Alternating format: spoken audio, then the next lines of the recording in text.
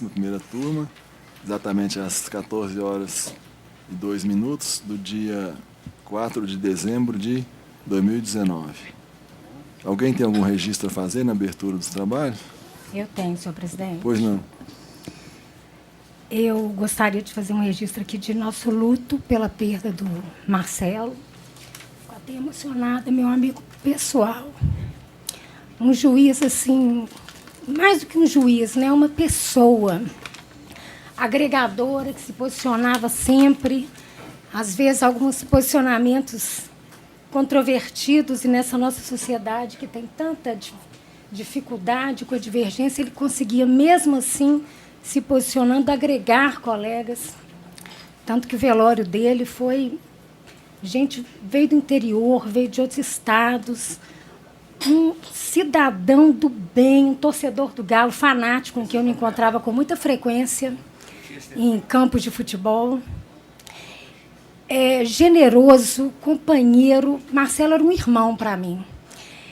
E, além disso, como juiz, eu tive a felicidade, a honra de tê-lo a partir de setembro desse ano como auxiliar da minha vara.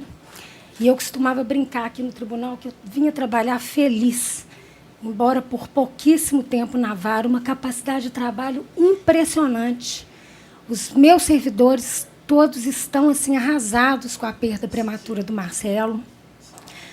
Agregador, uma equipe, trabalho em equipe, assim, em 3 meses ele fez uma revolução na minha vara. Uma pessoa, nós perdemos um grande juiz, um juiz, assim, é uma perda inestimável. E ainda deixando triste aqui conosco a Flávia, outra juíza também super admirada e super querida, esposa dele, com 2 filhos.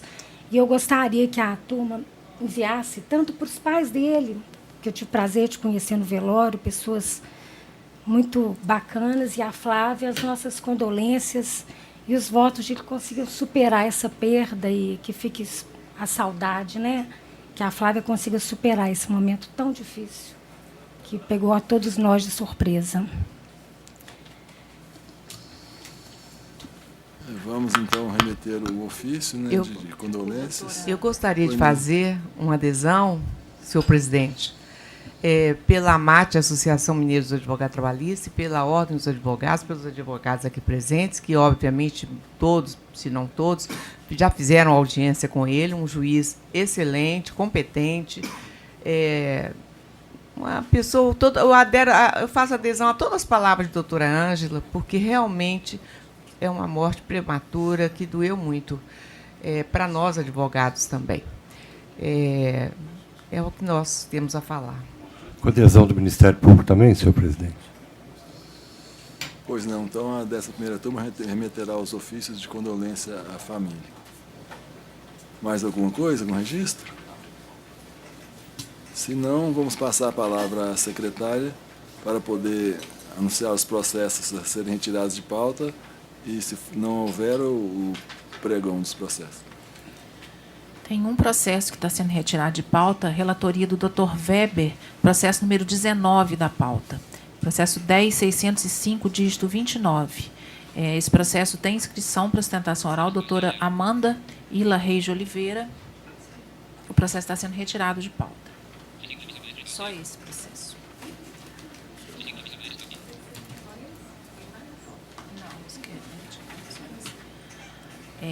Agora, iniciando o pedido de preferência, processo da pauta de relatoria do Dr. Weber, número 38 da pauta. Processo 11.857, dígito 40. Votam no processo Dr. Weber Leite de Magalhães Pinto Filho, relator, Dr. Mauro César Silva e doutora Ângela Castilho Rogero Ribeiro. Inscrita para sustentação, doutora Nayara Falcão, inscrita pela Aviação Novo Retiro, não é isso, doutora? E doutor Eduardo Maia Botelho, falando pelo MPT. O MPT é o recorrente, tá, doutor? Doutor Weber? Eu conheço do recurso e, no mérito, dou-lhe provimento parcial para sanar o erro material constante na parte dispositiva da sentença, a fim de que conste, conforme informado nos fundamentos, que o pronunciamento da prescrição se refere às parcelas anteriores a 20/10/2012 e não 20/10/2017.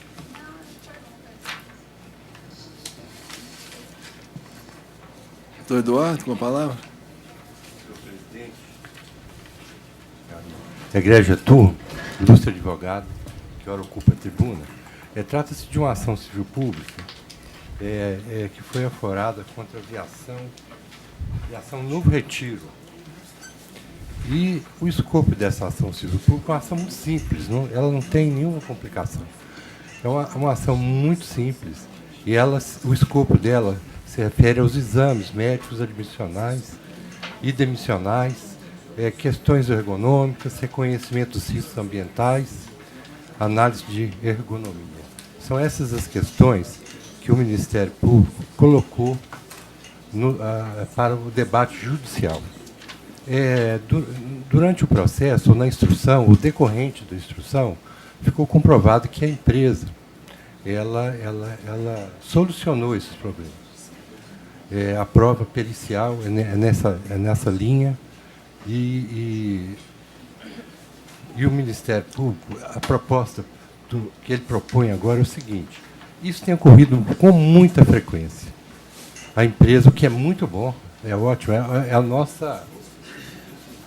objetivo, a nossa meta é essa mesmo, que não é arrecadar dano moral coletivo, não é isso. A nossa meta é que a empresa venha a se adequar, ou no curso da ação, ou depois, uma coisa muito boa, interessante para o Ministério Público. Ocorre o seguinte, que isso tem acontecido com muita frequência, e isso, de certa forma, pode levar, ou tem levado as empresas, a, mais para frente, voltar a incidir no mesmo erro. Por quê? Não foi concedida tutela inibitória, tendo em vista que ela se adequou, mas, no futuro, ela pode vir a ficar numa posição de inadimplência em relação às mesmas questões. É nessa linha de que a ação civil pública, o provimento dela é para o futuro, é que a questão da prescrição, aqui no caso, doutor Weber, a questão da prescrição, eu não vou tocar nesse assunto porque atende às pretensões do Ministério Público, obviamente, mas não é a questão mais importante, porque a nossa preocupação é o futuro. Daqui para frente, o que vai acontecer? Se vão ser inadimplidas as mesmas obrigações ou não. É por isso que o Ministério Público pede, pelo menos, a proposta é essa, pelo menos, a tutela inibitória. Não estou falando em dano moral, falando apenas da tutela inibitória, porque a experiência é essa. A empresa fica com carta branca para voltar a inadimplir nessas obrigações, porque no curso desse processo ela realmente logrou resolver o problema. Então é nessa linha, senhor presidente. O processo é muito simples, a prova é tranquila, de que as irregularidades ocorreram, de fato ocorreram, tanto que a empresa se adequou, e essa é a proposta, que venha valer uma tutela inibitória para o futuro. Muito obrigado, senhor presidente. Doutora Nayara, com a palavra. Se não tiver divergência, manter o voto que estava, não tem interesse. Agora, se houver, diante da sustentação do ministro Pilúcio procurador, eu vou ter interesse no uso da palavra. Doutor Weber. Eu mantenho minha proposta de voto e acho que não tem divergência. Doutor Mauro. Não, eu peço vênia, mas eu estou inteiramente de acordo com o voto. Doutora Ângela. Eu também, com todas as vênias da sustentação oral, eu estou de acordo com o voto do relator. Então, por maioria, assim se decide. Muito obrigado. Certo, então tá bom. Muito obrigada a todos.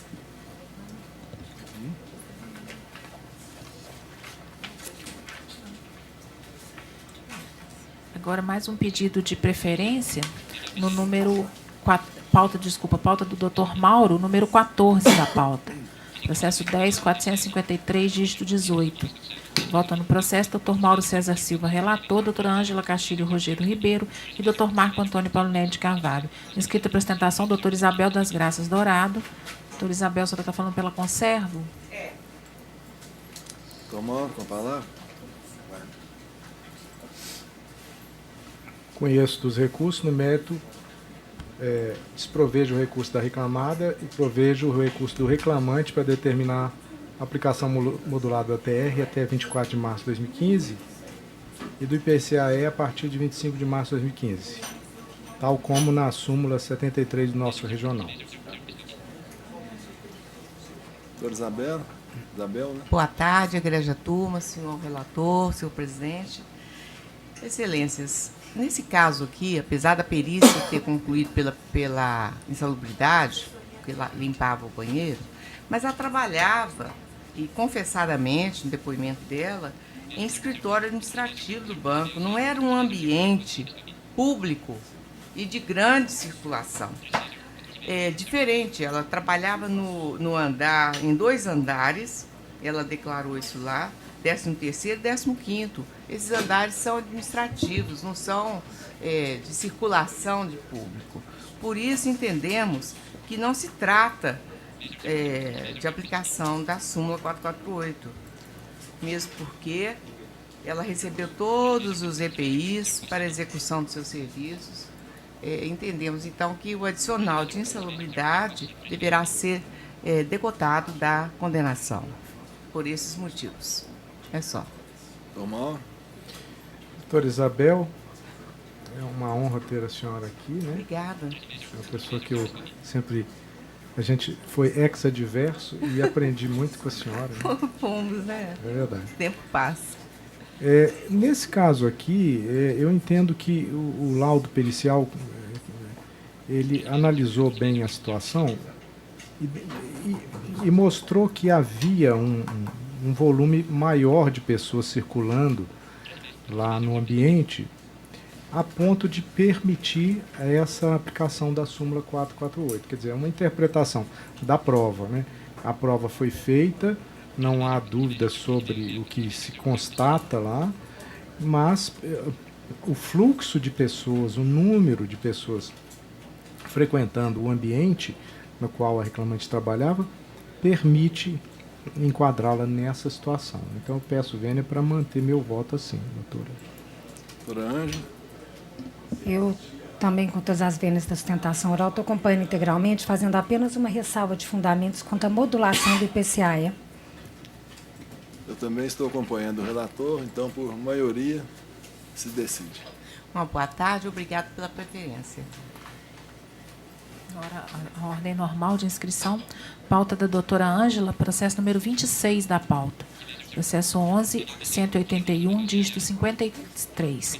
Vota no processo doutora Ângela Castilho Rogério Ribeiro, relatora, doutor Marco Antônio Paulinelli de Carvalho, doutor Weber Leite de Magalhães Pinto Filho.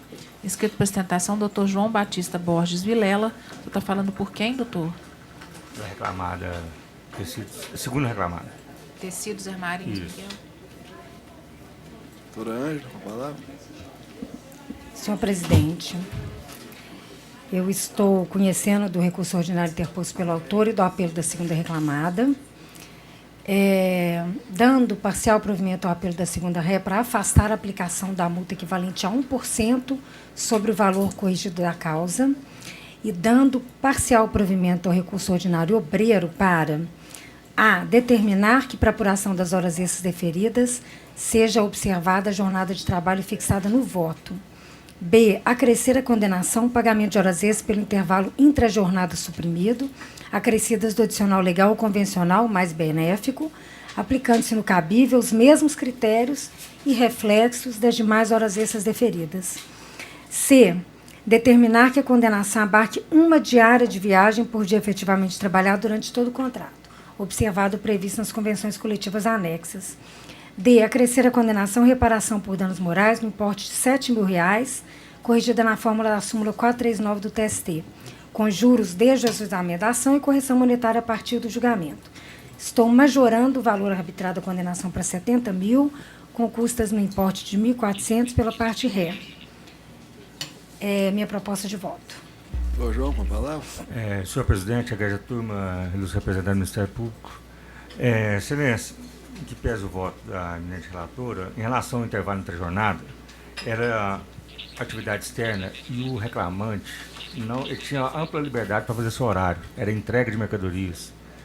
E, obviamente, não faz entrega no horário de almoço do comércio, né? Em razão disso, aí não teve prova nos autos também de que ele trabalhava, já havia alguma fiscalização, alguma limitação da empresa, por parte da empresa para delimitar o horário de trabalho. Em relação aos danos morais por dormir no caminhão, tem o parágrafo 4º do artigo 235C da CLT, já expressa taxativamente que é permitido dormir na cabine do caminhão, e ademais também não provoque qualquer situação de constrangimento, perigo, sofrimento, transtorno, nada, sobre o assalto ou coisa do tipo. Então, a razão disso requer a reconsideração da proposta de votos. Doutora Ângela. Senhor presidente, aqui a questão da jornada e do intervalo é questão de análise da prova, né? Teve revelia, teve aplicação de confissão e teve depoimento pessoal, depoimento de testemunha, abordando o tema. E por esse motivo, mesmo se tratando de trabalho externo, testemunha ouvido a pedido do reclamante, Madison e Gustavo, categóricas ao assegurar que não gozavam desse intervalo entre a jornada. Então, eu até concordo que a prova do não gozo do intervalo do artigo 71 da CLT, quando é trabalho externo, é uma prova mais difícil, não dá para presumir isso, mas no caso eu vi, pela análise da prova como um todo, que o reclamante se desincumbiu desse encargo probatório e por isso eu mantenho a minha proposta.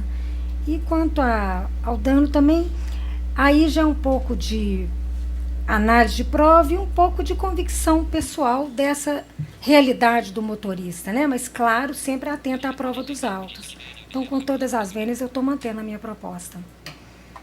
Eu estou acompanhando o voto da relatora, doutor Weber. Eu não estou acompanhando, não. Eu mantenho integralmente a decisão de origem com relação às horas desse intervalo, porque ele realmente fazia jornada externa sem qualquer controle, no meu ver, e negando provimento ao recurso do reclamante com a indenização por dano moral. Eu acho que dormir em caminhão não gera nenhum dano, não. Mas estou vencido. Então, por maioria, assim se decide, doutor João. Excelência, senhor presidente, o voto divergente vai constar no texto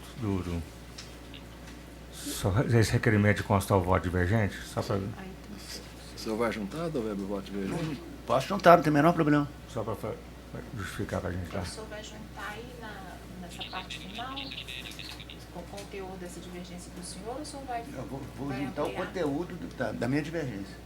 É porque o conteúdo das suas divergências, inclusive, já coloquei no acordo. Então, pronto. Termos e pus a sua Então, divergência. O senhor vai acrescer alguma coisa? O conteúdo da divergência já está no acordo, segundo.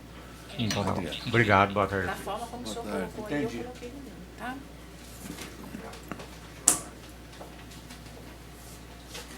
Pode seguir, doutor Marco Antônio? Pode. Então, agora a pauta do senhor.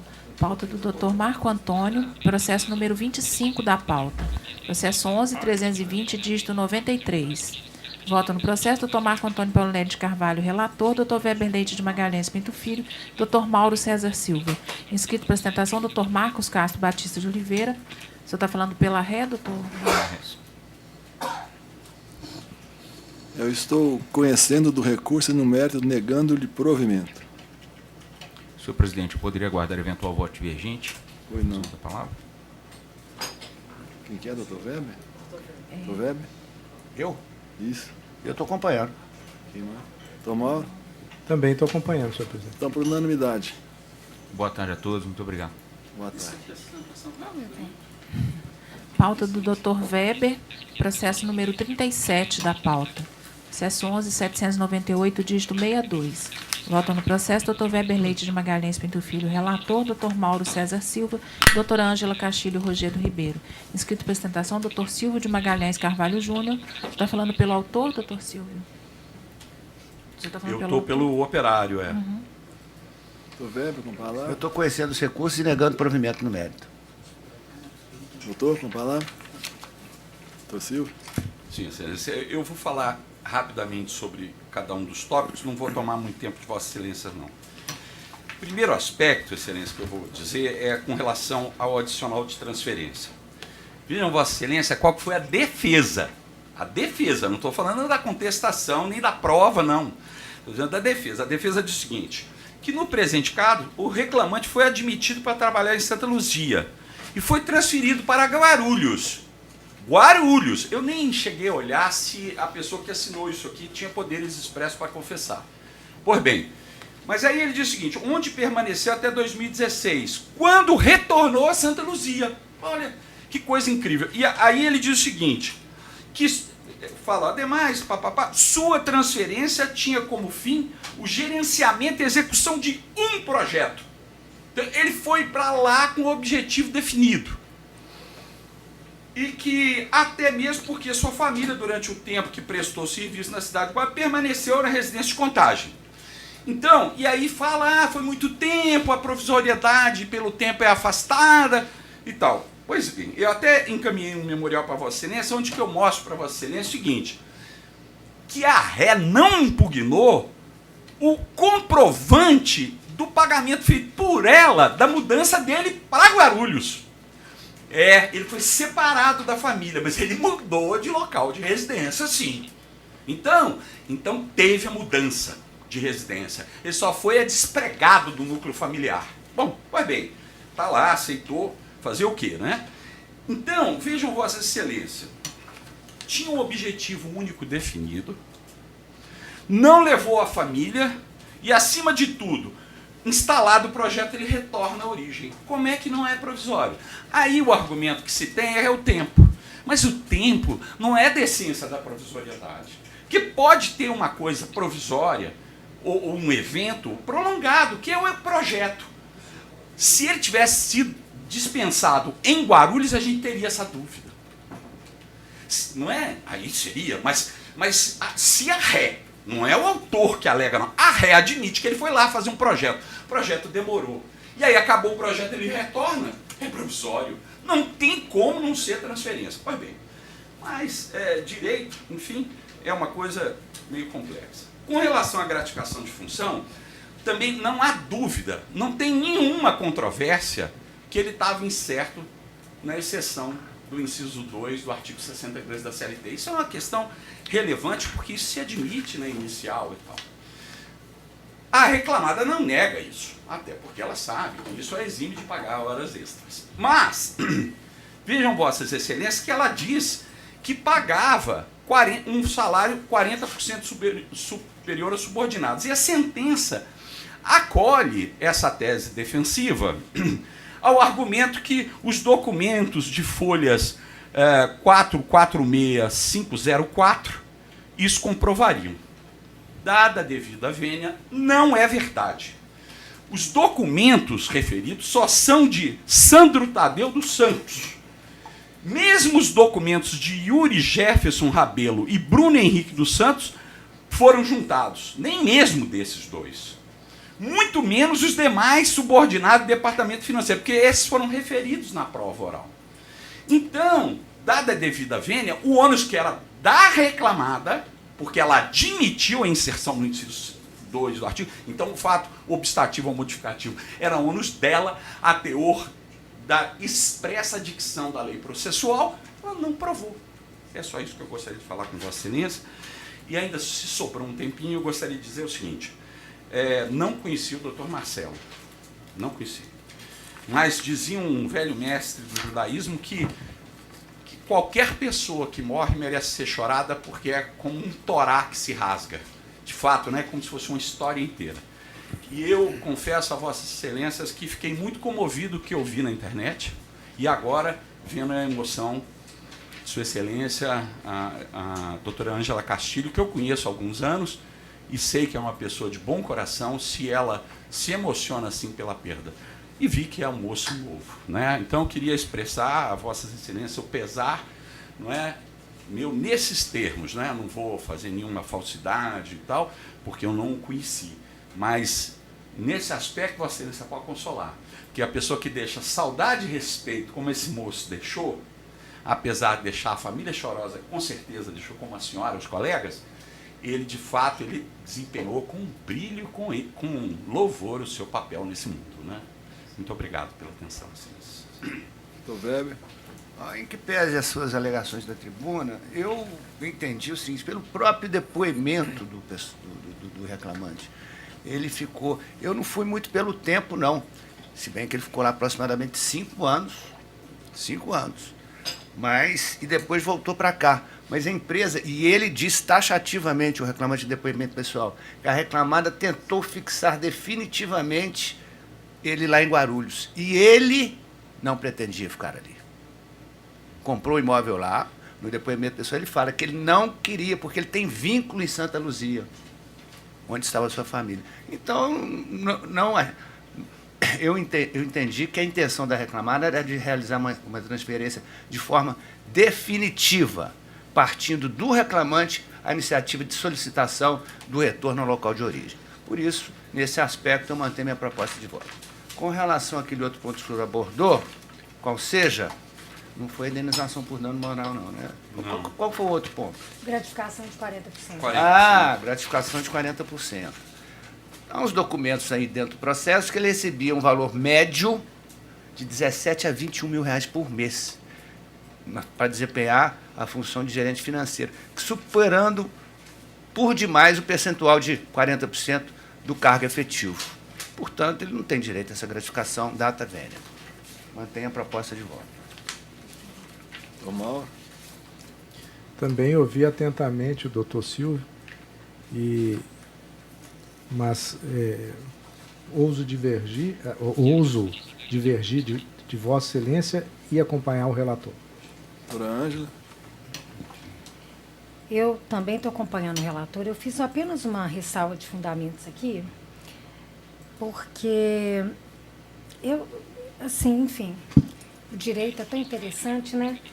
Eu não consigo ver, e eu costumava falar, mas não é o caso, eu costumava falar que essa interpretação do direito à gratificação de 40% é uma interpretação do pessoal que se formou bem depois de mim.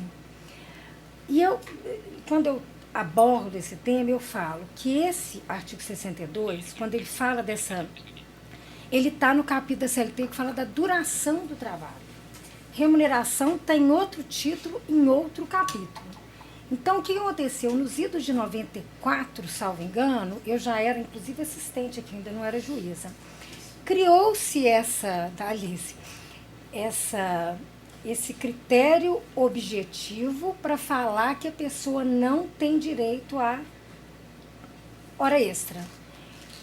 Eu não consigo ver nessa criação desse critério objetivo uma criação de um dever de pagar 40% para aqueles que exerce cargo diferenciado de gerente, ou que seja.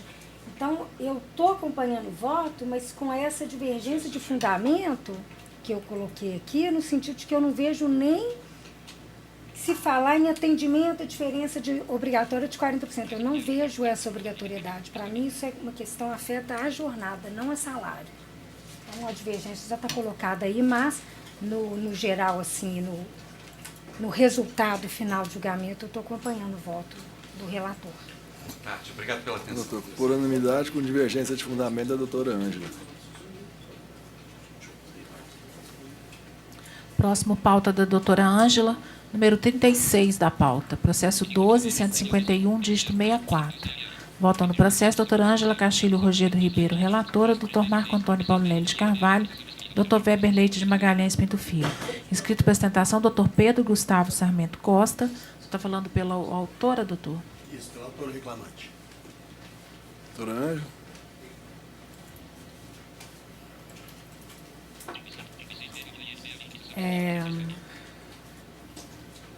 Estou conhecendo os recursos ordinários, no mérito, negando o provimento ao apelo da reclamada e dando parcial provimento ao recurso da autora para 1. Condenar a réu ao pagamento de indenização substitutiva do período estabilitário correspondente aos salários do período entre o término do pacto laboral, ocorrido em 30 de setembro de 2016, até 4 meses após o parto, nos limites do pedido, bem como aviso prévio, que integra o tempo de trabalho, férias proporcionais mais 1/3, PLR, sexta alimentação, 13º e FGTS com 40%, correspondentes ao referido período, devendo ser observados eventuais reajustes salariais concedidos à categoria nesse interregno. 2. Estipular que são devidos os reflexos do repouso majorado pelas comissões sobre férias mais 1/3, 13º salário, aviso prévio e FGTS com 40%. Mantido o valor da condenação, porquanto ainda compatível. É a minha proposta de voto. Doutor Pedro, com a palavra. Boa tarde a todos. O tema aqui já é de conhecimento dessa grande turma.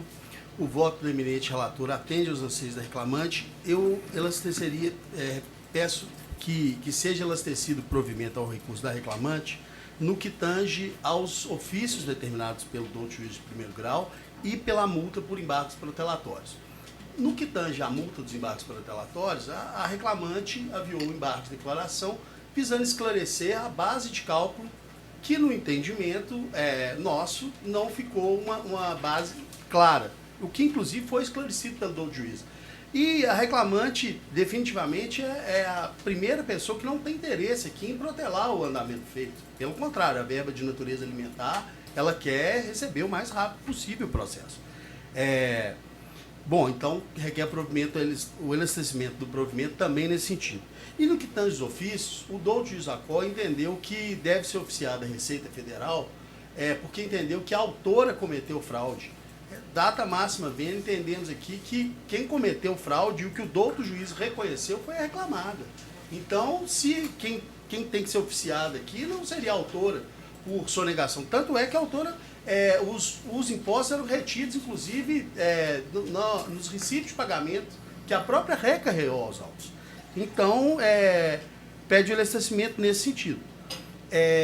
No que tange os demais pedidos aqui, se tiver uma eventual divergência, eu gostaria de ter palavra, mas acredito que não, porque já é o entendimento consolidado dessa turma aqui com relação ao vínculo de emprego.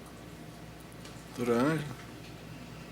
Olha, realmente questão de embargo declaratório não é muito comum, porque, em princípio, não tem como falar que um reclamante tem intenção de protelar. Mas, nesse caso aqui, às vezes, é uma intençãozinha de protelar para ganhar um tempo para fazer um recurso.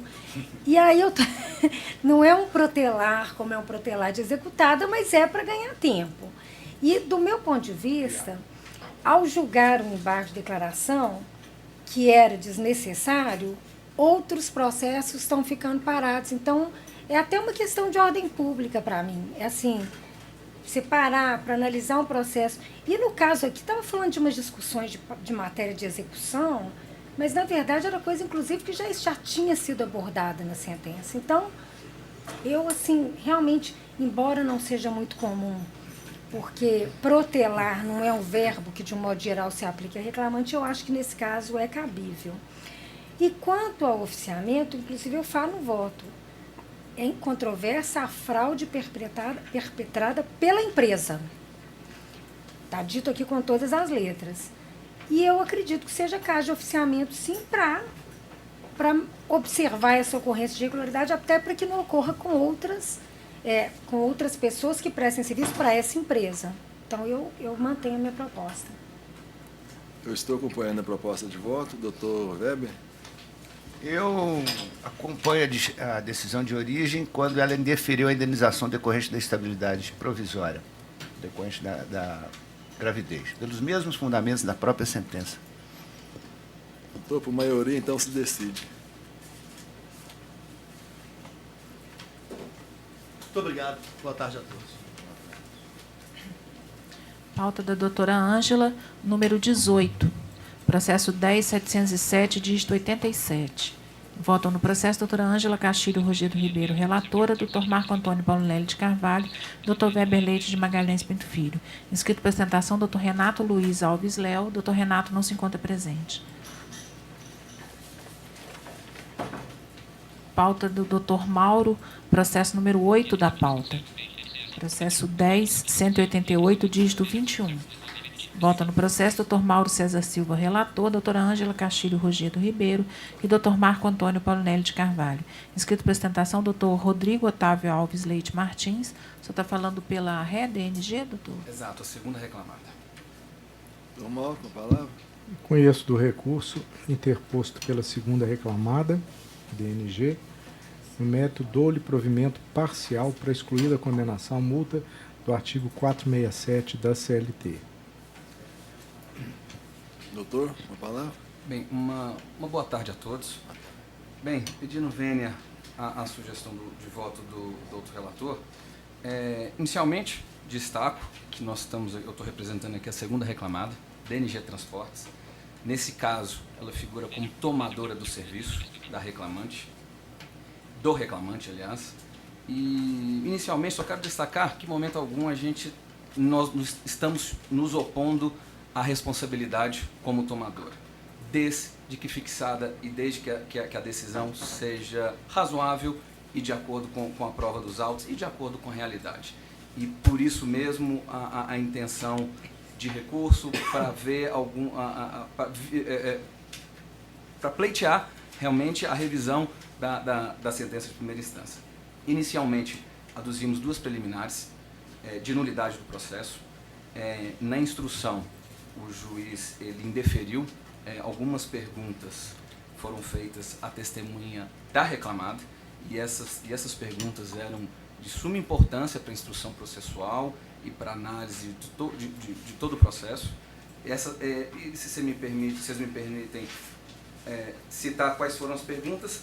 Indeferida a pergunta se o reclamante era exclusivo da segunda ré, indeferida a pergunta se havia fiscalização de jornada, indeferida a pergunta se o reclamante escolhia a ordem das entregas.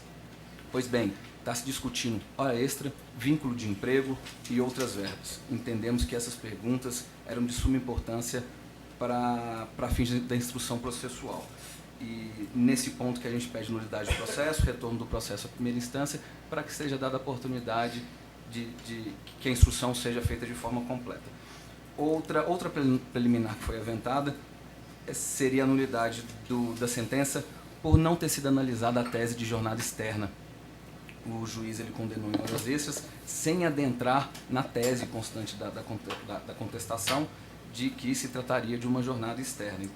E na sentença, e mesmo em embargos, o juiz de primeira instância ele não adentrou nesse mérito, o que entendemos que deveria ter sido feito. Pois bem, em relação ao mérito, não estamos discutindo o vínculo nesse caso. Preferimos discutir os parâmetros que foram definidos em relação à definição das outras verbas rescisórias e trabalhistas que entendemos mais razoável. Bem, em primeira instância foi definido um salário de R$ 2.200 e a justificativa do juiz foi singela,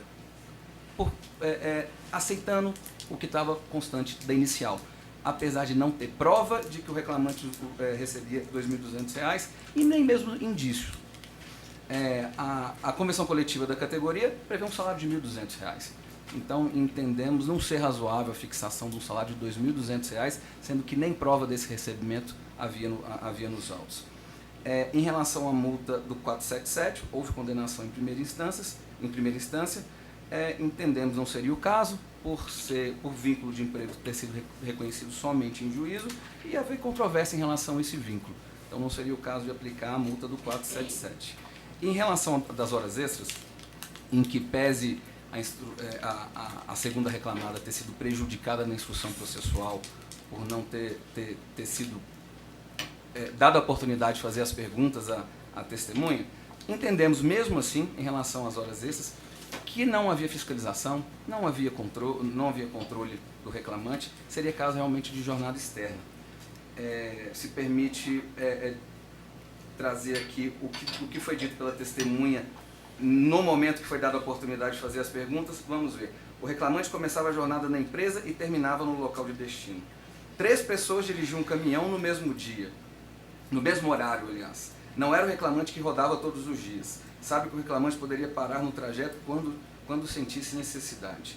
Bem, pela prova que nos foi dada a oportunidade de fazer, já entenderíamos que seria caso de jornada externa. E por esse caso teria que ser decotado aí da sentença a condenação em horas extras. Se não decotada a integralidade das horas extras, que seja fixada em termos razoáveis. Como bem disse a testemunha, 3 pessoas dirigiam um caminhão no mesmo horário. Se 3 pessoas dirigiam um caminhão no mesmo horário, quer dizer que ele não dirigia todo dia.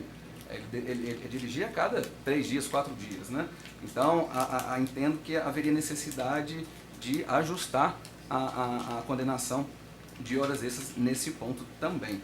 E por fim, foi feito pedido de limitação da condenação aos valores indicados na inicial. O juiz de primeira instância não adentrou nesse mérito e estamos trazendo aqui em sede de recurso a reforma da decisão para que seja fixada o limite da condenação. É isso, eu agradeço. Tom Mauro. Bom, ouvi atentamente, quero até cumprimentar o doutor pela objetividade, me trouxe o memorial, foi também objetivo, não perde tempo e vai direto ao ponto. Não obstante, eu divirjo do que Vossa Excelência sustenta, pois examinei detidamente os autos e verifico que, na questão da preliminar de cerceamento, as perguntas que forem deferidas foram porque havia confissão do primeiro reclamado sobre alguns temas e outros temas, a questão entra em choque com o disposto na Lei 12.619. Pois bem, a questão relativa à negativa de prestação judicial também eu não vejo que o primeiro grau tenha cometido esta falha, né? Examinou detidamente toda a matéria que foi colocada em discussão. Agora, a questão é de inconformismo e isso devolve ao tribunal a apreciação das matérias. A questão da base de cálculo é porque o autor alega 2.200. O empregador, no depoimento pessoal, diz que era um salário mínimo e meio. Bom, se ele arguiu esse fato modificativo extintivo do direito, ele deveria provar. Mas a questão é que fica na informalidade, depois não há documento e não há prova. E há ônus de provas recíprocos aqui, né? Visto isso, aí passando para a questão da multa do 477. A multa ela é devida mesmo naqueles casos em que o vínculo é reconhecido em juízo, né? Que é o caso aqui, né? A questão das horas extras também volta a invocar o disposto na Lei 12.619 e na 13.103 de 2015. Quer dizer, quando há prestação de trabalho do motorista, tem que haver o controle das horas. Se é a cada 3 dias, não importa. É o empregador que tem esse dever, não é o empregado. Então, não se pode transferir esse ônus. Então, diante disso, a matéria foi bem examinada nesse aspecto. Por fim, a limitação da condenação dos valores. Eu invoco aqui a tese jurídica prevalecente, número 16 do nosso regional, que diz exatamente isso, né, que o valor correspondente aos pedidos, indicado na inicial, são apenas uma estimativa, né, e que não limitam a condenação. Então, eu peço vênia para manter o meu voto com todo respeito. Eu, com todas as vênias, estou acompanhando o relator. Eu também estou acompanhando, então, por unanimidade, assim se decide nos termos do voto do relator. Perfeito, agradeço a oportunidade pela palavra. Pauta do Dr. Mauro, o número 28 da pauta. Processo 11.112, dígito 74. Votam no processo Dr. Mauro César Silva, relator, doutora Ângela Castilho Rogério Ribeiro e Dr. Marco Antônio Paulinelli de Carvalho. Inscrito para apresentação, Dr. Fabrício Augusto Reis. Dr. Fabrício não se encontra presente. Pauta da doutora Ângela, processo número 12 da pauta. Processo 10.360, dígito 91. Votam no processo doutora Ângela Castilho Rogério Ribeiro, relatora, Dr. Marco Antônio Paulinelli de Carvalho e Dr. Weber Leite de Magalhães Pinto Filho. Inscrito para sustentação, Dr. Ricardo Valverde. Dr. Ricardo, o senhor está falando por quem, doutor Ricardo? Pela Maria Peixoto. E doutor Adriano Sérgio Alves, o senhor está falando pela JVR? Doutora Ângela.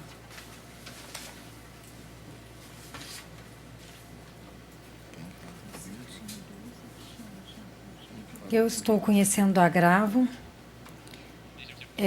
e dando-lhe provimento para determinar a realização de perícia contábil para elaboração dos cálculos de liquidação com regular procedimento de execução. Custas pelas executadas no valor de R$ 44,26.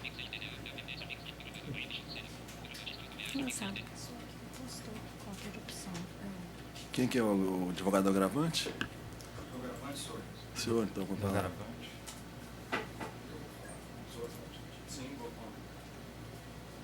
Excelentíssimo presidente, demais juízes, desembargadores componentes da mesa, o voto da eminente relatora é o que pretende realmente a reclamada nesse agravante nesses termos. O que eu gostaria de ressaltar é que justamente todo o trâmite que ocorreu, a empresa apenas queria que se realizasse essa perícia, dada a grande divergência de cálculos que existiu. Então, de fato, ocorreu um incidente com relação à ausência da parte no processo, mas que foi, inclusive, comprovado, demonstrado da melhor forma possível, inclusive houve intimação pessoal do médico que confirma toda aquela situação, não foi uma questão que teria sido criada nem inventada, e a justificativa dada que a ausência do advogado poderia estar presente, a gente entende realmente uma sustentação até um pouco frágil, porque, primeiro, não haveria necessidade, e segundo, aconteceu muito em cima do momento, não teve como realmente o advogado comparecer também a essa audiência. E o próprio juiz já havia reconhecido isso e determinado uma nova audiência, onde houve comparecimento e se requereu a realização dessa perícia, que é o que pretende. E o que eu queria ressaltar, que a empresa está agindo, inclusive, com boa fé, porque, apesar de entendermos que houve uma série de nulidades devido à não observância, devido ao processo legal, quanto ao bloqueio dos valores, porque havia nomeação de bem, a empresa estava, a empresa nem mesmo arguiu. O que se pretende é exatamente que se faça uma perícia para apurar o valor real, porque se entende que a homologação com o cálculo apresentado exclusivamente pela parte reclamante, no caso agravado, com valores bem acima e sem dar essa oportunidade, isso causa um prejuízo, isso causa um enriquecimento sem causa, porque não se apurou o verdadeiro e o real valor, que é o que se pretende desde o princípio aqui. E em razão disso, entende-se também que o próprio parágrafo 2º do 879, ele determina que a parte deve ser intimada para uma impugnação específica, que de fato não aconteceu, em razão dessa homologação única, nenhuma das partes acabou sendo intimada para contrapor o cálculo da outra. Então, o que se pede é que se mantenha o voto da doutora relatora, considerando todas essas questões e ressaltando que a empresa, mesmo ciente de que houve uma série de atropelamentos ao devido processo legal com relação ao bloqueio, o que ela quer realmente é apenas que se faça uma apuração real através de perícia do valor devido, e por esse motivo, e faz até demonstrando total boa-fé, ela não fez nenhum recurso de nulidade, nenhuma questão com relação a esses bloqueios. Então, pede que seja acompanhado o voto da relatora. Doutor Ricardo. Boa tarde, senhor desembargador presidente. Boa tarde aos colegas de profissão presentes. Excelências, o que a gente até apresentou mesmo na contraminuta do agravo de petição é que as agravantes, elas deixam de observar o que determina o artigo 897 da CLT, ou seja, elas não impugnam em momento algum os cálculos que foram apresentados pela agravada. E em outro ponto também, quando a juíza, tirando o ponto que as empresas foram revés, não compareceram à audiência, não compareceram na audiência de conciliação em sede de execução determinada, quando a juíza deu despacho, foi nas folhas 229 do processo, ela colocou em caixa alta quais seriam os termos para liquidação da sentença. Deixou bem claro acerca da preclusão, da perempção. Então, todos os pontos foram detalhados pelo juiz.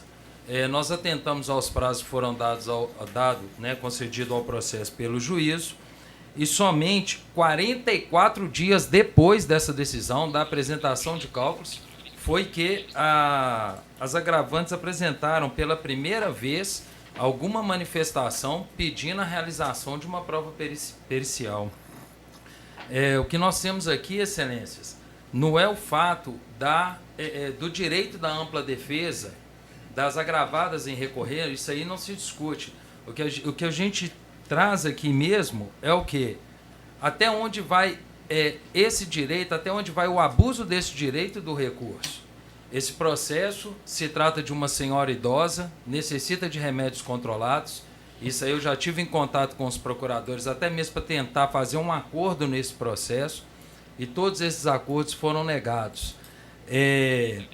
Esse processo ele foi a Brasília, todos os recursos foram julgados, foram improvidos, retornou o processo, fase de execução, determina a audiência, ela não comparece, o procurador, até então, ao meu ver, tirando a responsabilidade dos doutores que aqui estão nesse processo, em que pese o meu cliente não compareça à audiência, a minha obrigação como procurador é estar lá. E não alegar aí 4, 5 dias depois que eu achava que não poderia ir. Nós não estamos tratando de pessoas iniciantes em uma carreira. São profissionais extremamente competentes, tanto que levou o processo ao TST e agora está trazendo o processo novamente para novos recursos.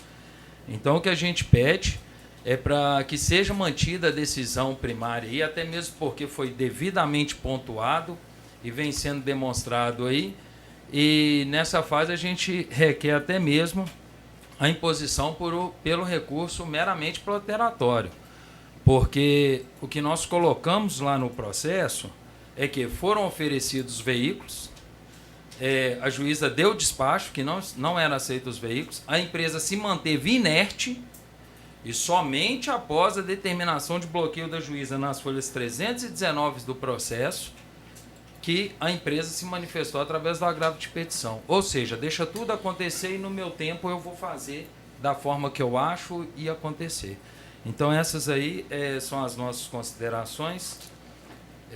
Por fim, aqui também eu gostaria de reiterar as palavras aqui da doutora Ângela acerca do doutor Marcelo. Eu o conheci de muitos anos, morava no mesmo bairro que o meu, fiquei muito triste com a notícia, assim, morreu, né?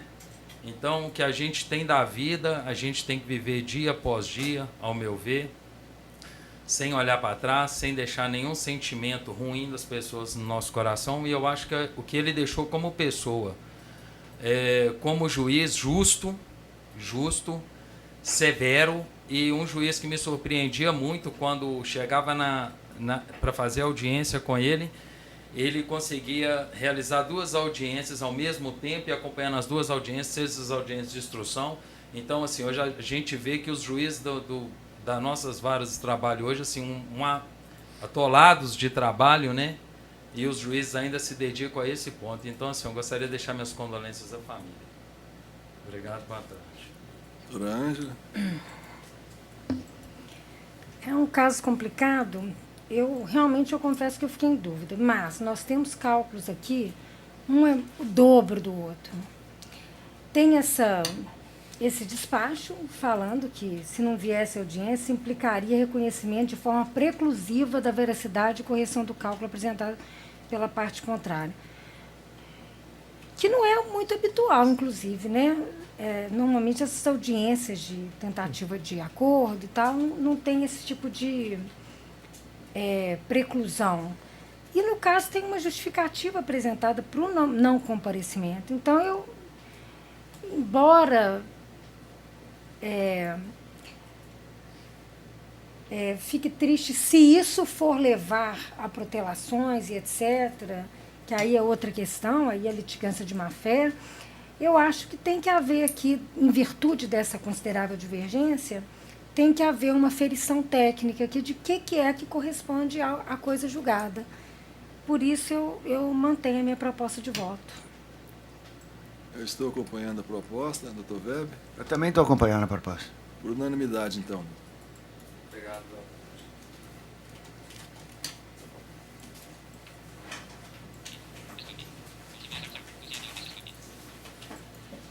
Pauta do Dr. Marco Antônio, número 26 da pauta. Processo 11.354, dígito 15.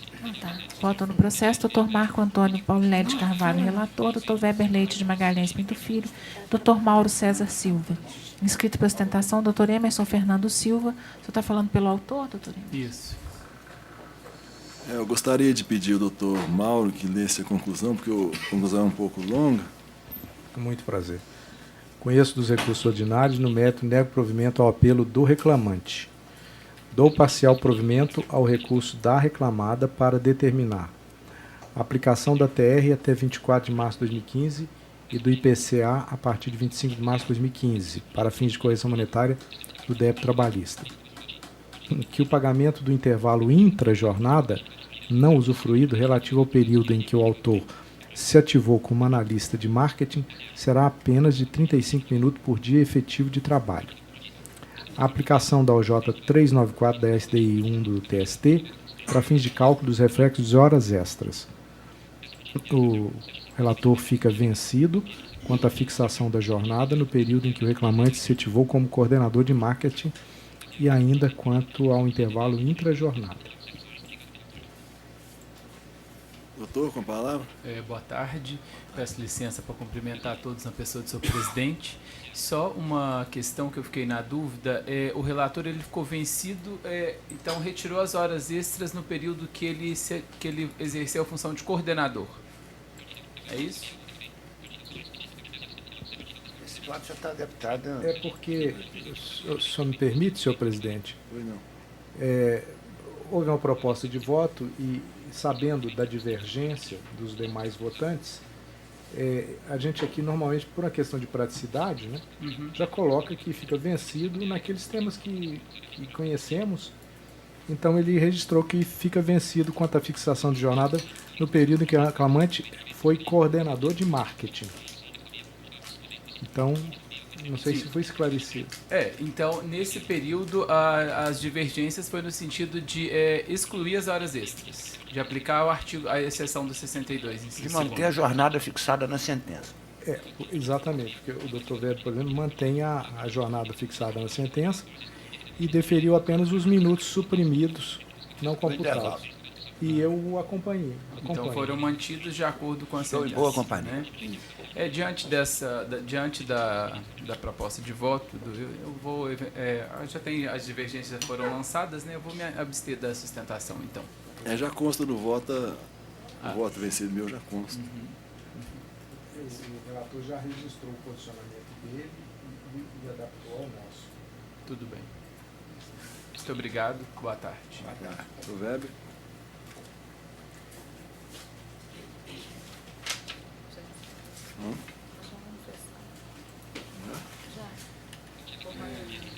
Então tá, já resolveu. Pauta do Dr. Marco Antônio, número 12 da pauta. Processo 10.491, dígito 91. Voto no processo, Dr. Marco Antônio Paulinelli de Carvalho, relator, Dr. Weber Leite de Magalhães Pinto Filho e Dr. Mauro César Silva. Inscrita para ostentação, doutora Graciela de Matos Gonçalves. Está falando pela ré, doutora Graciela? Sim, pela ré. Eu estou conhecendo do recurso e no mérito negando de provimento. Com a palavra. Para divergência. Mauro? Eu estou acompanhando integralmente, Vossa Excelência. Eu também estou acompanhando. Por unanimidade, doutor. Então, diante do voto, eu vou me abster da sustentação. Obrigada.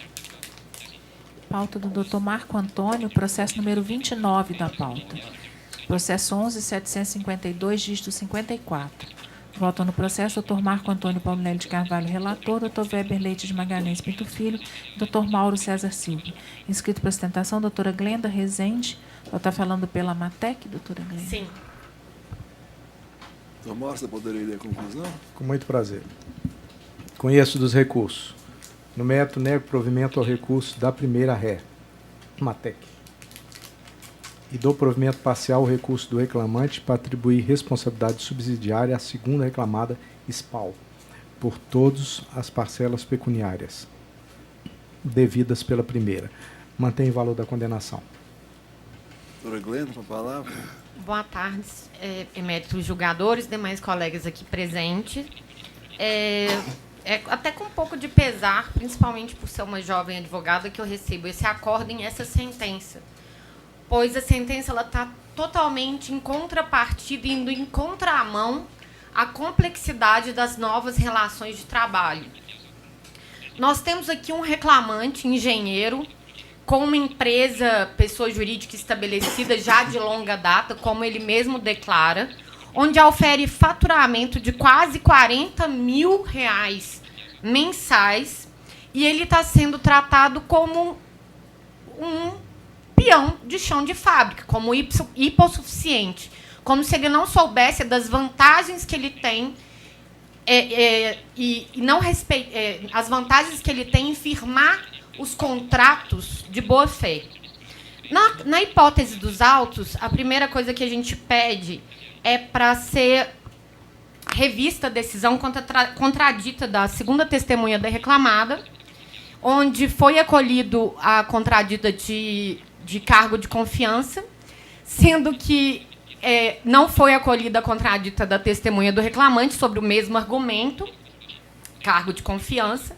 A única diferença da declaração dos dois era o poder para demitir e contratar. Tá, mas se os senhores forem ver todas as testemunhas ouvidas a rogo no presente processo, são PJs que exercem cargos de alta gestão e prestam serviço para diversas construtoras civis, tal qual a empresa do reclamante.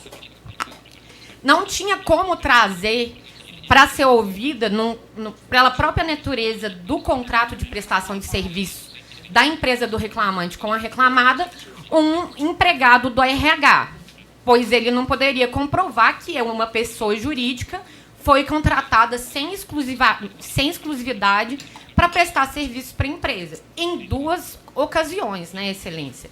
Não foi a primeira vez, não foi a primeira vez que a empresa do reclamante prestou serviço para a reclamada, conforme ficou comprovado nos autos.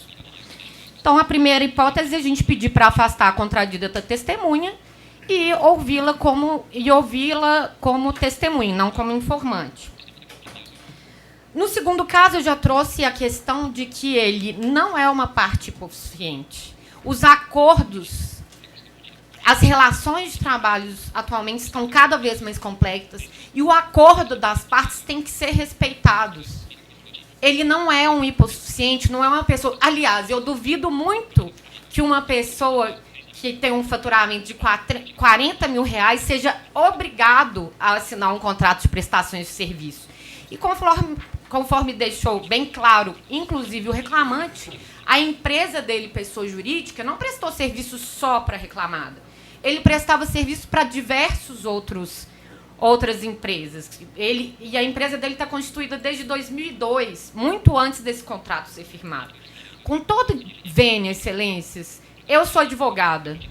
Eu firmo contratos de prestação de serviço com meus clientes. Eu sou subordinada a eles. Eu não posso negar o serviço. Eu posso estabelecer meu próprio horário, como o reclamante afirmou em próprio depoimento, que não tinha controle de jornada. Ele podia ir, podia não ir. Inclusive, ele deixa bem claro em depoimento que em 2003 e 2004 ele comparecia 2 vezes nas obras. Eu, como advogada, também, mas eu não estou aqui pedindo vínculo empregatício com todos os meus clientes só porque agora me é conveniente. Ele sabia muito bem que, se fosse uma relação de emprego e não de trabalho, ele ia receber muito menos do que os 40 mil, por causa, até mesmo pela questão do imposto de renda. Bom, nós vemos aqui que ele aproveita da própria torpeza de ter os benefícios fiscais, de recolher, de faturar como pessoa jurídica, e depois, simplesmente, agora me convém pedir um vínculo empregatício e receber todas as verbas trabalhistas. E, para piorar, ele ainda recorre pedindo a devolução desses encargos que ele recolheu como pessoa jurídica. Eu vou pedir vênia aqui para ler um trecho de um voto do desembargador João Bosco Pinto Lara, que ele fala com muita veemência, é bem simples.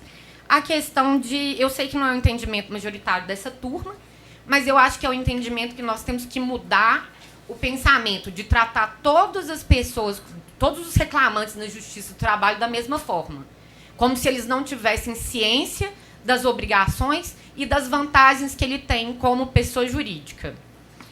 Na verdade, entender de forma diversa, como a sentença entende, implicaria em distanciamento da verdade real.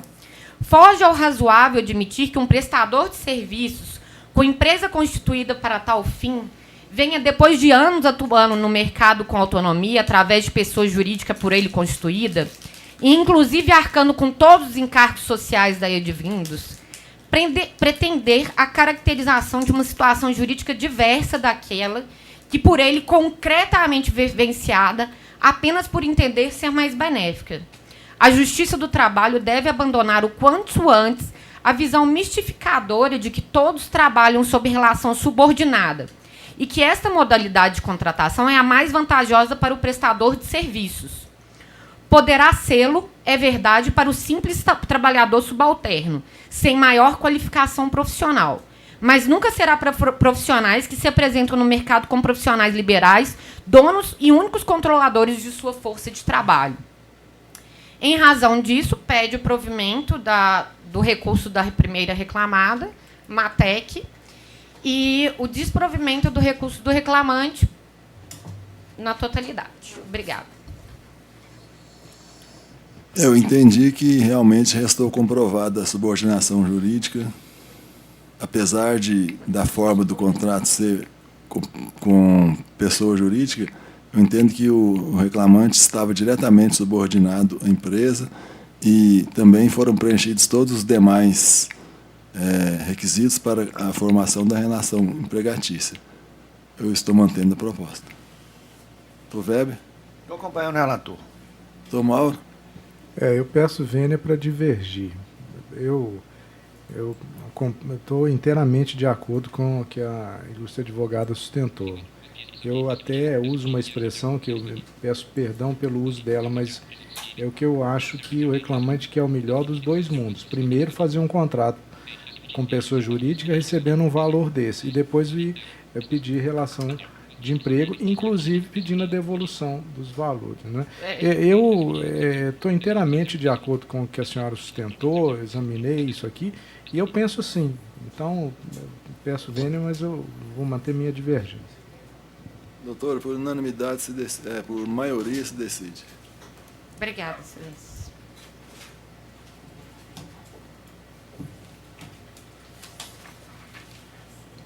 Pauta do Dr. Mauro, processo número 2 da pauta.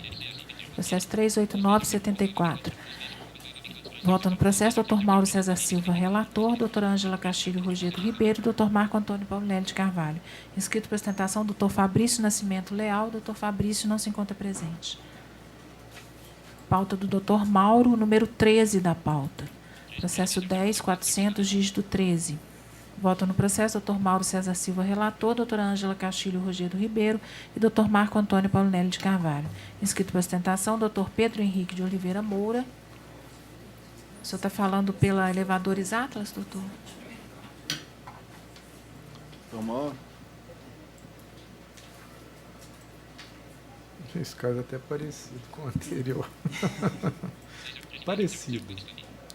Conheço do recurso e no mérito nego-lhe provimento. Doutor, com a palavra? Primeiramente, uma boa tarde a todos. Quase reiterando o que a colega acabou de levantar, nesse caso o que a gente discute é predominantemente a relação de emprego existente com o reconhecimento do vínculo. Eu preciso de levantar 3 pontos importantes. Um com relação à subordinação, que não existe, até mesmo porque os prepostos da reclamada, eles eles fazem o repasse aos prestadores de serviço das ordens de serviço que eles iriam executar. Não existe qualquer gestão, não existe controle de jornada e nenhuma outra gestão. Com relação à pessoalidade, o próprio reclamante ele confirma no seu depoimento que ele mantinha relação direta com os clientes que ele atendia. Então, e também ele era funcionário da segunda reclamada, ficando bem claro que não existe essa pessoalidade. Ele poderia se fazer substituir perfeitamente por qualquer funcionário que fosse registrado pela sua empresa. E gostaria de levantar uma questão muito importante que foi dada em sentença. Com todo respeito à decisão do juiz Wacó, o juiz ele entende pela continuidade dos contratos, pela presunção de que não houve alteração nos formatos da prestação de serviço. Só que o próprio reclamante e a testemunha convidada por ele afirmam que houve a alteração da forma de prestação de serviço. Então, não podemos tão somente por presunção considerar que houve a continuidade dos contratos. É isso. E dessa forma peço que seja conhecido o recurso da reclamada e dado o provimento para a reforma da sentença.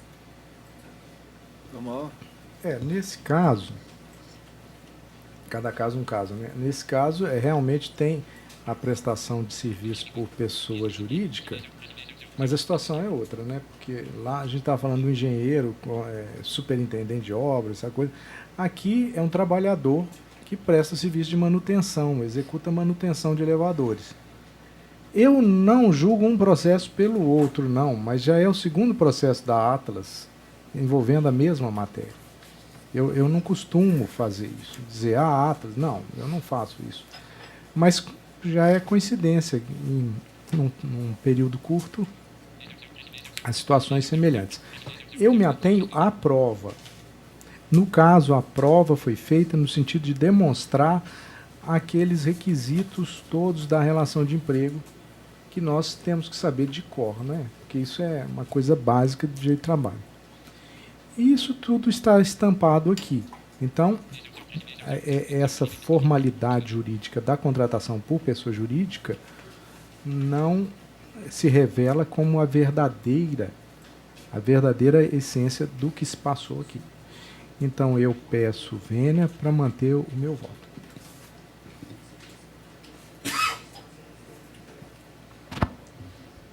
Doutora Ângela. Eu estou acompanhando o relator, senhor presidente. Eu também acompanho, por unanimidade se decide. Obrigado, boa tarde a todos.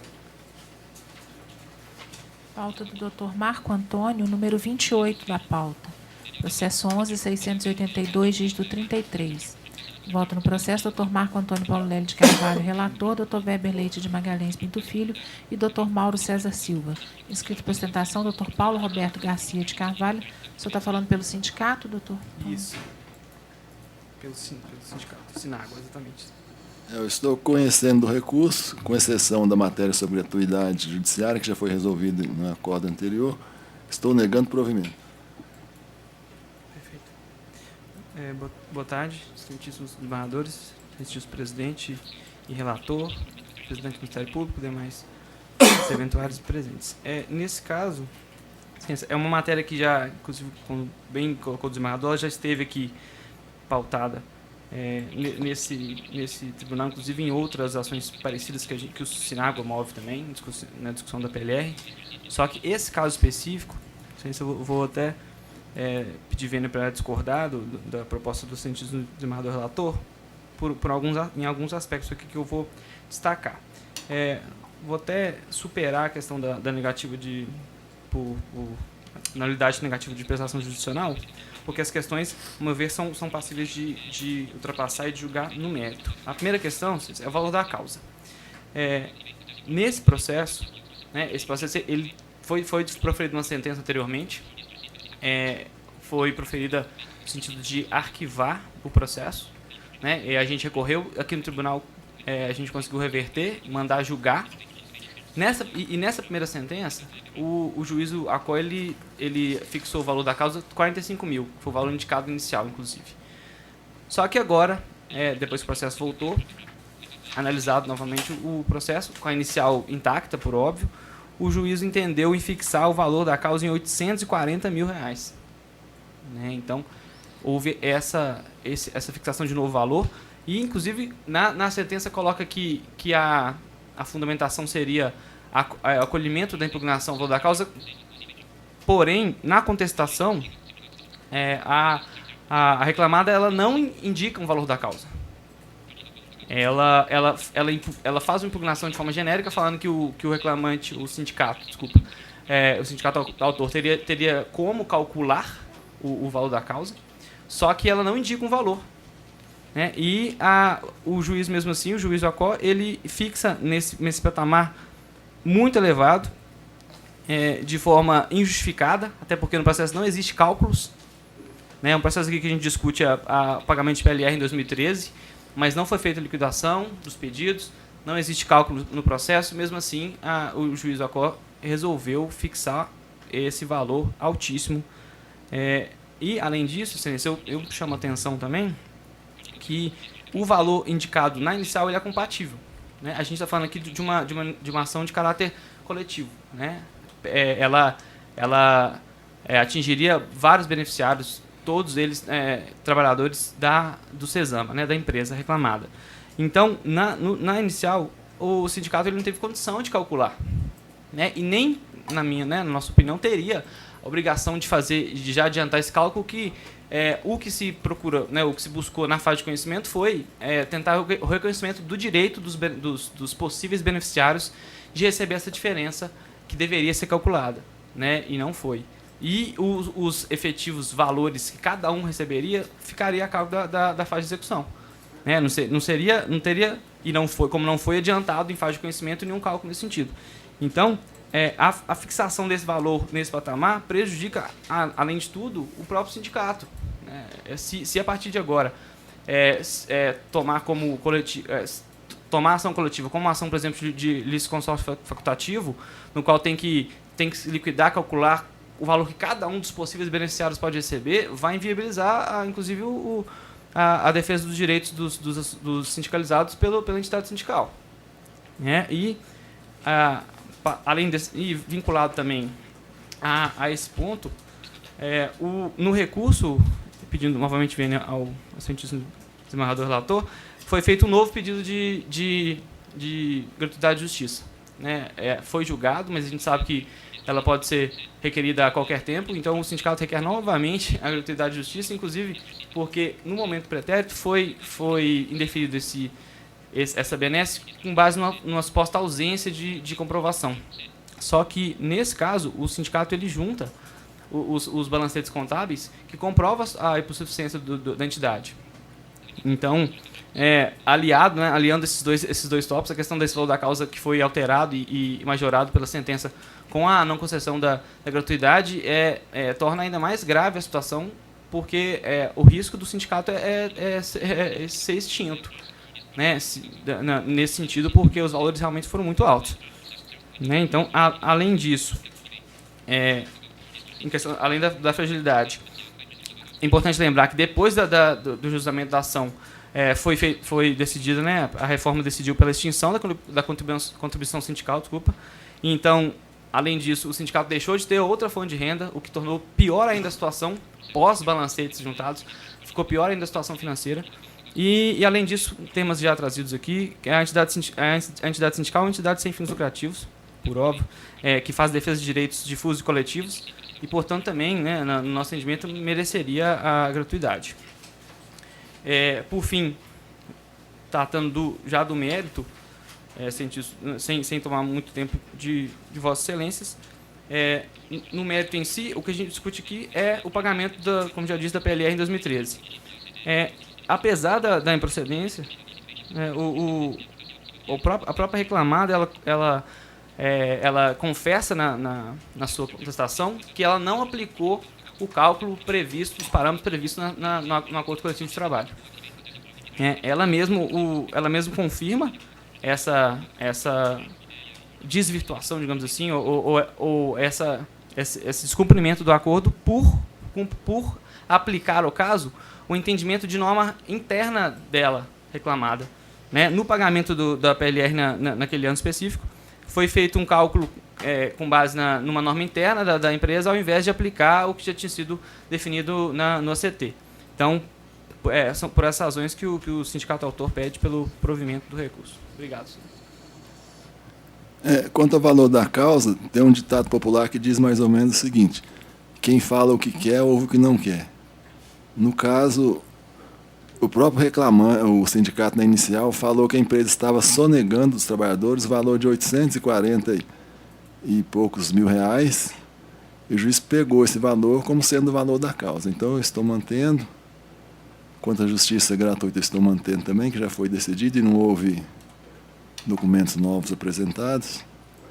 E quanto ao mérito, a questão de interpretação das cláusulas do ACT, a se prevalecer o que é o sindicato, a cláusula terceira do ACT seria desconsiderada. Então, eu entendo que o cálculo foi feito de maneira apropriada e estou mantendo a proposta. Tudo conforme está explicado no voto. E mantenho a proposta. Quem que é agora? O Weber?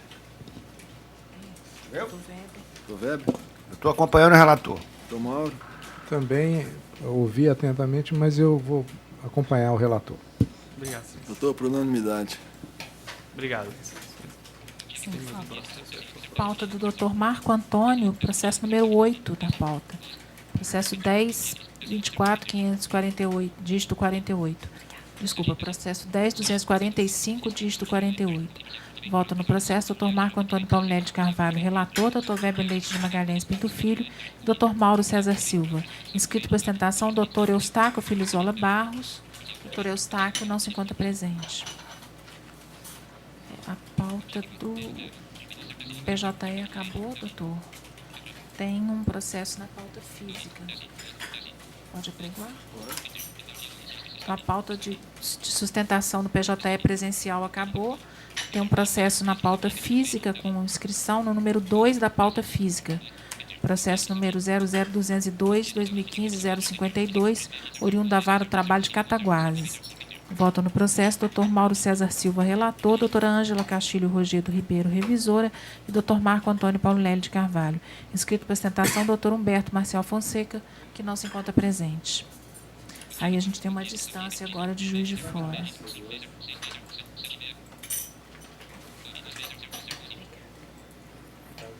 Pode conectar Juiz de Fora? Está conectando.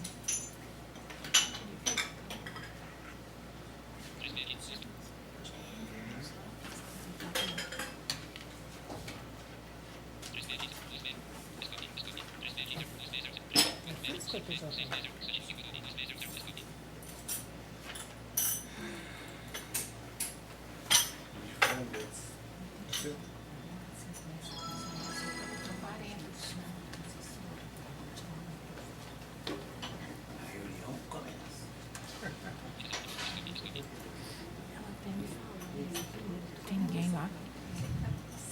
A gente passa, então, para a sustentação à distância do foro de Juiz de Fora, pauta do Dr. Weber, processo número 40 da pauta, processo 12.092, dígito 28. Votam no processo Dr. Weber Leite de Magalhães Pinto Filho, relator Dr. Mauro César Silva e Dra. Ângela Castilho Rogério Ribeiro. Inscrito para sustentação, Dr. Jussiele Oliveira Aquiles, pela reclamada, Dr. Paulo Roberto Garcia de Carvalho, pela autora. O Dr. Paulo se encontra presente, a doutora Jussiele em Juiz de Fora. Doutor Jussiele, boa tarde. Boa tarde, excelência. Eu vou passar a palavra para o doutor Weber, para ele pronunciar a proposta de voto. Estou conhecendo os recursos, no mérito rejeitando a preliminar de nulidade da sentença, arguída pelo autor, e negando provimento a ambos os apelos. Quem que é o recorrente? Que está aqui, doutor Paulo Roberto. Doutor Paulo, com a palavra, então. Obrigado. Boa tarde novamente, excelência. Boa tarde para minha colega lá em Juiz de Fora. Essa matéria é uma matéria que a turma já está mais que acostumada a julgar, né, que é a da transferência dos trabalhadores da Mercedes para São Bernardo do Campo, de Juiz de Fora para São Bernardo do Campo. Então, nesse caso, eu vou até me ater aos pontos que diferem esse caso dos demais, porque em relação à equiparação, a todos esses tópicos, acho que a turma já tem, inclusive, a tese bem definida, excelência. Mas nesse caso específico, a reclamante, ela foi admitida em 97 como operadora de treinamento e foi dispensada em 18/11/2014. O cargo ocupado de 2007 até a dispensa foi de laboratorista. E ela, como eu disse, ela foi também uma das empregadas transferidas para São Bernardo do Campo. Em janeiro de 2011 ela foi transferida, retornou em maio de 2012, pouco mais de um ano. E uma outra informação importante também, que a partir de 2006 ela foi designada como responsável técnica da fábrica pela parte química, que era a parte que ele competia. Em relação ao nosso recurso, como eu disse, já pulando os tópicos comuns aí em relação à transferência, o que eu destaco é que tem um pedido aqui de equiparação, que foi julgado improcedente pela sentença. E nesse tópico eu vou destacar apenas uma das paradigmas, que é a senhora Nicola Nichette. Em relação a essa paradigma especificamente, na contestação a empresa fala que o paradigma, Nicola, que o paradigma exercia atividades distintas da reclamante, né? Seria como um fato impeditivo. Só que o conjunto probatório, inclusive as testemunhas, elas atestaram que os dois exerciam, dentro das funções, a função de atividade de avaliação de cores, ou seja, eles tinham sim atividades, identidade de atividades. E, além disso, ambos, perante a empresa, ambos eram laboratoristas, então eles exerciam tinham o mesmo cargo.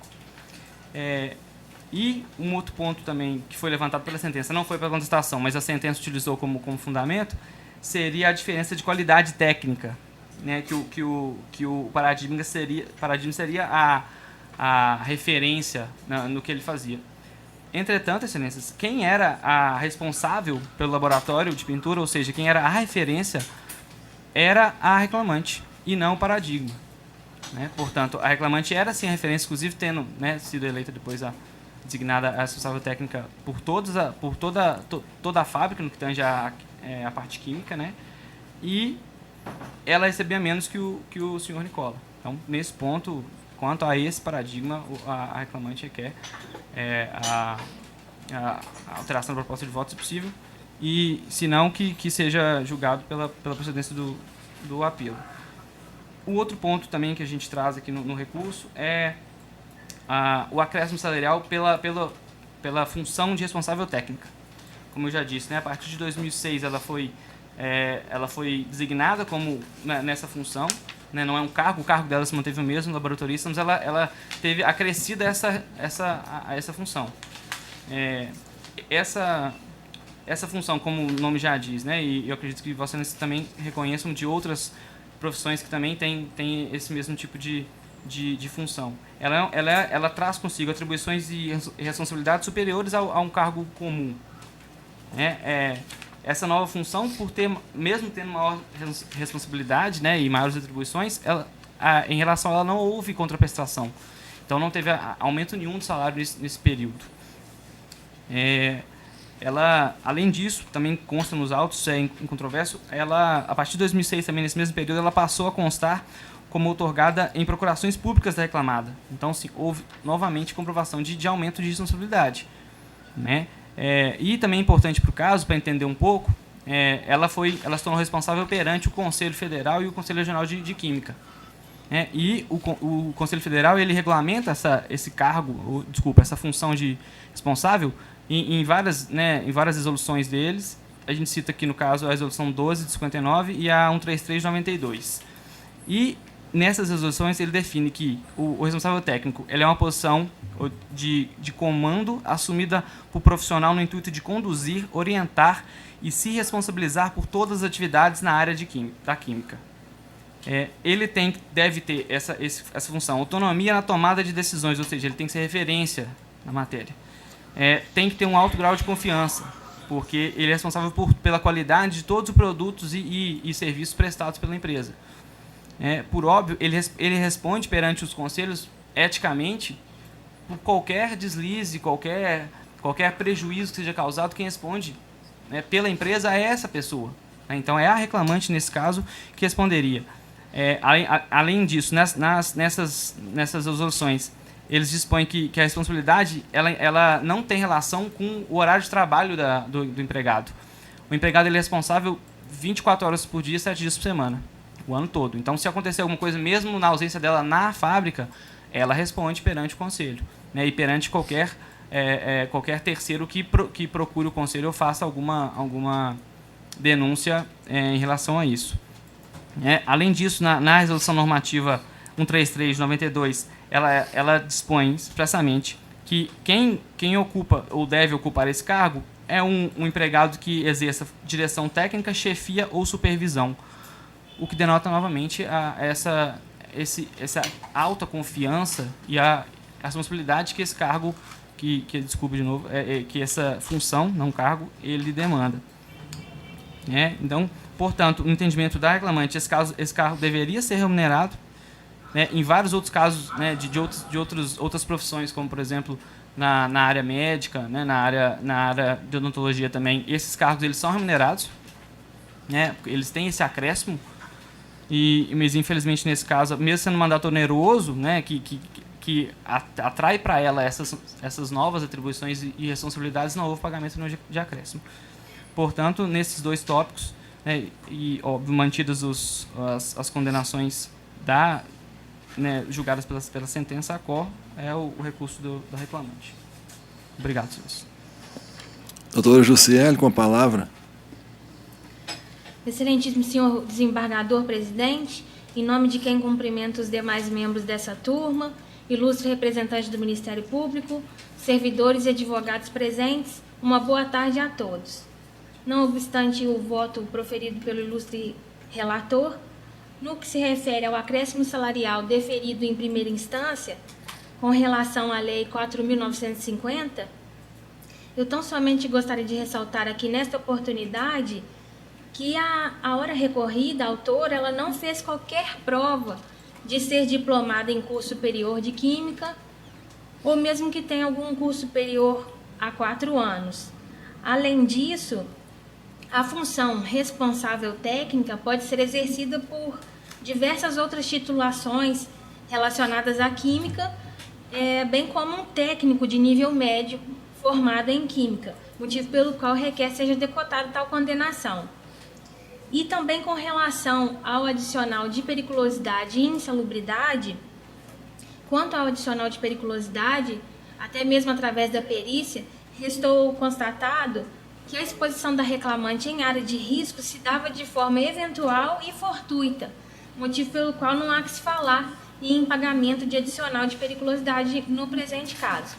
Ainda com relação ao adicional de insalubridade, a própria reclamante também atestou que recebia os EPIs necessários para o desempenho das atividades, destacando ainda que, como responsável técnica, a própria reclamante é quem deveria orientar a reclamada qual EPI a ser usado ou não. No próprio depoimento pessoal da autora, ela destacou que não usava a máscara porque ela mesma julgava desnecessário, tendo em vista ainda os conhecimentos que possui na área. Não obstante isso, também na perícia do perito nomeado, restou constatado que existia um equipamento denominado capela, que se dava no ambiente próprio para isso, não tendo sido constatado agentes químicos acima dos limites permitidos. E também, em consonância com o entendimento do STF, recentemente proferido, quanto à acumulação dos adicionais de insalubridade e periculosidade, somente reforça também, nessa oportunidade, quanto à impossibilidade de acumulação entre os mesmos. Para finalizar, com relação ao intervalo intrajornada e ao intervalo previsto no artigo 384 da CLT, quanto ao intervalo intrajornada, a sentença primeira julgou, uma vez que não foi juntada aos autos nem a convenção coletiva, nem mesmo a portaria do Ministério do Trabalho e Emprego.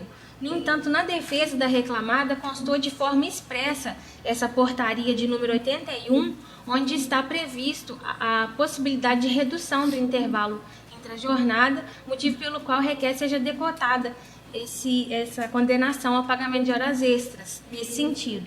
Com relação ao artigo 384, o intervalo lá previsto, é certo que ele só é devido quando há extrapolação da jornada de trabalho, o que não foi configurado no presente caso, bastando uma análise dos controles de ponto constantes nos autos para verificar que a diferença, porventura, que existisse dava em razão do transporte fornecido pela reclamada com relação a 1 ou 2 minutos na chegada e na saída da reclamante. E ainda com relação às contrarrazões, tendo em vista a sustentação oral produzida pelo ilustre colega aí em Belo Horizonte, com relação ao paradigma apontado do senhor Nicola, conforme vastamente fundamentado na sentença primeira, ele era expert na questão das cores dos veículos da Mercedes-Benz. Ele era uma referência no assunto, o que por si só já demonstra a diferença entre as funções por ele exercidas e pela reclamante e que justificariam qualquer diferença salarial porventura existente. E também com relação ao plus que a reclamante vem pedindo, em razão de suposto aumento de responsabilidade, também em consonância com o entendimento do juiz primeiro, há que ser mantida a sentença nesse sentido, pois que não houve aumento de responsabilidade nas funções da reclamante. Pelo contrário, trata-se sim de uma das funções exigidas do próprio cargo que ela ocupava na empresa, como laborista. Essas são as razões e eu agradeço.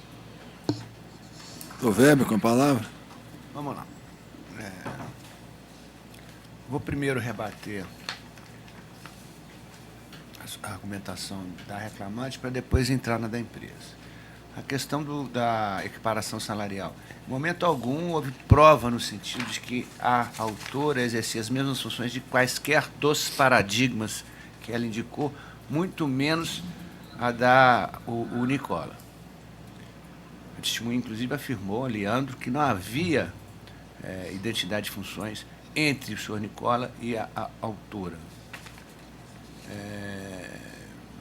O outro ponto que o senhor se referiu foi em relação a um aumento salarial por ela ser a responsável técnica na filial do Juiz de Fora. Eu entendo que ela exercia a função compatível com as atividades praticadas na graduação do curso de Química e não há norma alguma que determina uma quitação de valor superior ao exercício para tal função. Na verdade, a sentença, e eu mantive isso,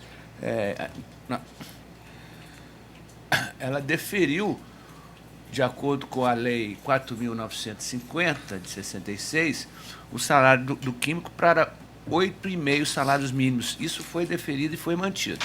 Agora, mais um plus salarial por ser RT, não existe no nosso ordenamento jurídico nada que justifique isso. Portanto, eu mantenho minha proposta de voto nesses dois pontos.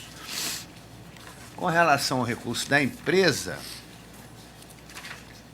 a questão da periculosidade e insalubridade, isso foi objeto de prova técnica que a gente normalmente, já que a prova é técnica, normalmente a gente mantém, e aqui no caso eu não vejo por que mudar isso, a conclusão da perícia realizada. Eu acho que esse ponto foi o que a senhora abateu, né? Porque os outros a senhora simplesmente rebateu a argumentação da autora. E, portanto, mantém minha proposta de voto. Doutor Mauro. Eu também estou inteiramente de acordo com o voto proferido. Doutora Ângela. Também acompanho integralmente, senhor presidente. Muito bem. Então, por unanimidade, se decide. Muito obrigado, excelência. Boa tarde, bom trabalho. Boa tarde. Obrigada, boa tarde.